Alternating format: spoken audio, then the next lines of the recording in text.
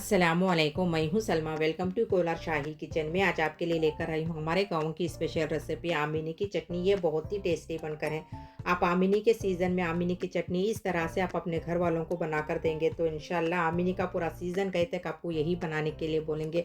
धूपकाले में आप गोश्त के साले खा खा कर बोर हो चुके हैं तो आमिनी की चटनी इस तरह से बनाकर खाएंगे तो इंशाल्लाह पेट भर कर खाएंगे। आपके घर वाले आपकी तारीफ़ करते करते थकेंगे नहीं। आपको बार बार यही बनाने के लिए बोलेंगे। आप अपने घर वालों के फेवरेट बन जाएंगे। आपको ये मेरी रेसिपी अच्छी लगी तो please like share subscribe hype कीजिए।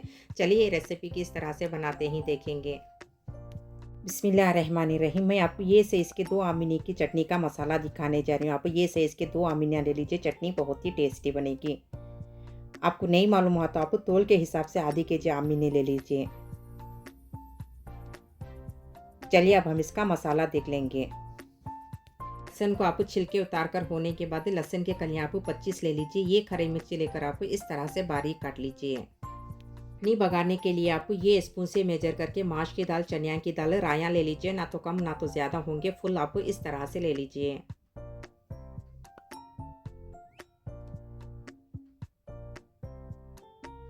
3 टेबल स्पून आप माश की दाल ले लीजिए। 3 टेबल स्पून आप चनिया की दाल ले लीजिए। 4 टेबल स्पून आप राया ले लीजिए। 30 करेपा के पत्ते ले लीजिए। झुल्ली की सूरत की मिर्च आप 5 ले लीजिए। मिर्चा को आप इस तरह से तोड़ लीजिए। चटनी भगाने के लिए आप ये स्पून से मेजर करके तेल ले लेंगे तो ना तो कम होगा ना तो ज़्यादा होगा, फुल आप इस तरह से ले लीजिए। चटनी भगाने के लिए आप फुल इस तरह से तेल ले लीजिए। 15 टेबल स्पून आप तेल ले लीजिए। देखिए फर्स्ट आप आमिनी के छिलके को नीट इस तरह से छिल लीजिए।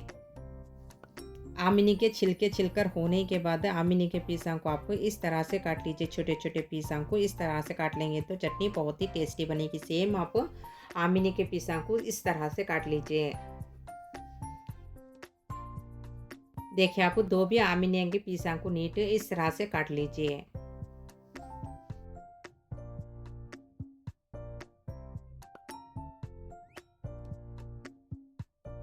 अभी नीट इस तरह से रेडी करके होने के बाद आप चटनी बनाने के लिए जाइए। फर्स्ट आप मिक्सी का जार ले लीजिए। लेकर होने के बाद आप कपड़े की मदद से जार को पाक पोंछ लीजिए। पानी आप थोड़ा भी मत रहने दीजिए। इस तरह से कपड़े की मदद से जार को पाक पोंछ लीजिए।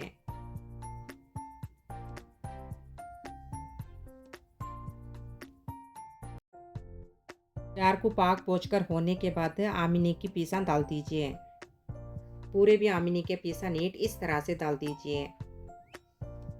जार के अंदर आमिनी के पीसा को नीट इस तरह से डालकर होने के बाद ये स्पून से मेजर करके पूरे भी स्पेसी मसाले ले लीजिए। 1 टेबल स्पून आप फुल चिल्ली पाउडर इस तरह से डालिए। 1 टेबल स्पून आप ज़ीरा पाउडर डालिए। 4 टेबल स्पून आप हल्दी पाउडर डालिए। जिस लहसुन के कलियां डालिए। ये खरी मिर्ची लेकर आप बारीक इस तरह से काट कर डालिए। नमक आप अपने टेस्ट के हिसाब से डाल लीजिए। पूरा भी नीट इस तरह से डालकर होने के बाद मेन आप यहाँ पर देखिए थोड़ा भी पानी मत डालिए। आपकी जार में कितना बारीक होता है आप उतना बारीक पीस लीजिए। 80% बारीक पीस लीजिए। 20% मोटा मोटा ही रहने दीजिए। चटनी बहुत ही टेस्टी बनेगी। चलिए अब हम इसे पीस लेंगे।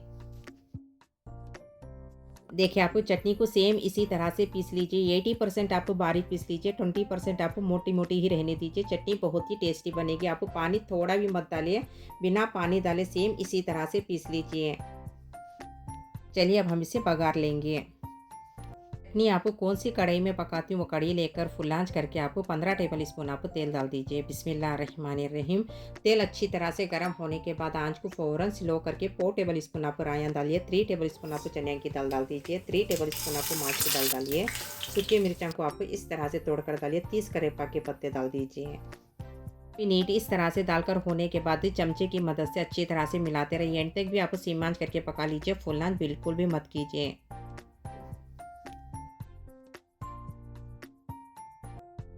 भी चीज़ें आप सीमान में तल लीजिए। बिल्कुल भी जलेंगे नहीं। माश की दाल भी चनिया की दाल का कलर इस तरह से डार्क गोल्डन ब्राउन होने के बाद आप पीसी हुई चटनी डाल दीजिए। ये चीज़ें आप सीमान में तल लेंगे तो बिल्कुल भी चलेंगे नहीं। माश की दाल भी चनिया का कलर इस तरह से डार्क गोल्डन ब्राउन होने के बाद आप पीसी हुई चटनी को डाल दीजिए। जार में की पीसी हुई चटनी पूरी भी नीट इस तरह से डालकर होने के बाद आंच को फौरन फुल कर दीजिए।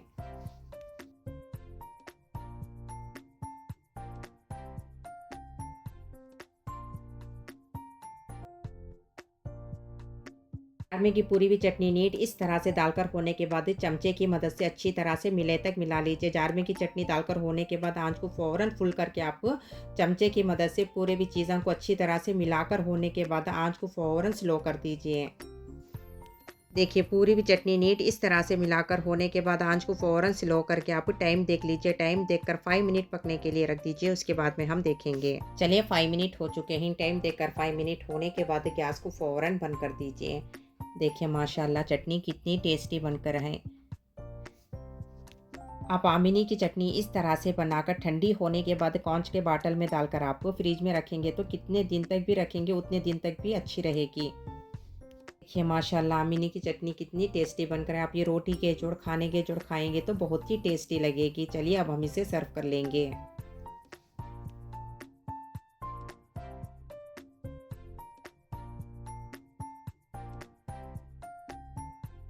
खाने के जोड़े आमिनी की चटनी इस तरह से बनाकर घी डालकर खाएंगे तो इंशाल्लाह आप पेट भरकर खाएंगे। बिस्मिल्लाहिर्रहमानिर्रहीम। गरम खाने के जोड़ आमिनी की चटनी इस तरह से पीस कर घी डालकर आप अपने बच्चों को घर वालों को देंगे तो इंशाल्लाह पेट भरकर खाएंगे। आपकी तारीफ़ करते करते थकेंगे नहीं। आप अपने घर वालों के फेवरेट बन जाएंगे इंशाल्लाह। मिनी के सीज़न में आप अपने घर वालों को आमिनी की चटनी इस तरह से एक बार ज़रूर बना कर दीजिए। इंशाल्लाह आपकी तारीफ़ करते करते थकेंगे नहीं। आपको बार बार यही बनाने के लिए बोलेंगे। आप अपने घर वालों के फेवरेट बन जाएंगे। आप आमिनी के सीज़न में आमिनी की चटनी इस तरह से बनाकर टेस्ट करके कमेंट्स में बोलिए आपको कैसी लगी। प्लीज़ लाइक कीजिए, शेयर कीजिए, कमेंट्स कीजिए, सब्सक्राइब कीजिए, हाइप कीजिए। मैं और अच्छे अच्छे रेसिपी शेयर करती रहूँगी इंशाल्लाह।